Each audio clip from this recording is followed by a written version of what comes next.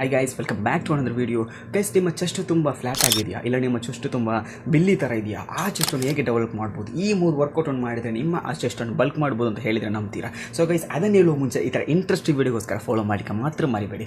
Guys, chest ಅನ್ನುವಾಗ ನಮಗೆ first ಬರೋ ವರ್ಕೌಟ್ ಆಗಿರುತ್ತೆ ಪುಷಪ್. ಪುಷಪ್ಪಲ್ಲಿ 3 ಟೈಪ್ ಪುಷಪ್ ಬರುತ್ತೆ. ಒಂದು upper push-up, lower push-up and middle push-up. So upper push-up ನಾವು ಹೇಗೆ ಮಾಡೋದು ಅಂತ ಕೇಳಿದರೆ ಎರಡು. ಸೊ ಗೈಸ್, ಈ 3 ಪುಷಪ್ ಗೈಸ್, ಫಸ್ಟಿಗೆ ಅಪ್ಪರ್ ಪುಷಪ್ ಹೇಗೆ ಅಂತ ಕೇಳಿದರೆ ಒಂದು ಮಂಚನ ಇಲ್ಲ ಒಂದು ಸೋಫಾನ ಇದರ ಮೇಲಿಟ್ಟು ನಿಮ್ಮ ಅಪ್ಪರ್ ಚೆಸ್ಟ್ ಟಾರ್ಗೆಟ್ ಆಗೋ ಥರ ಪುಷಪ್ ಹೊಡಿಬೇಕು. ಓಕೆನಾ? ಸೊ ಅದು ನಿಮ್ಮ ಅಪ್ಪರ್ ಚೆಸ್ಟನ್ನು ಟಾರ್ಗೆಟ್ ಮಾಡುತ್ತೆ. So one of the best workout ಅಂತ ಹೇಳ್ಬೋದು ಗೈಸ್.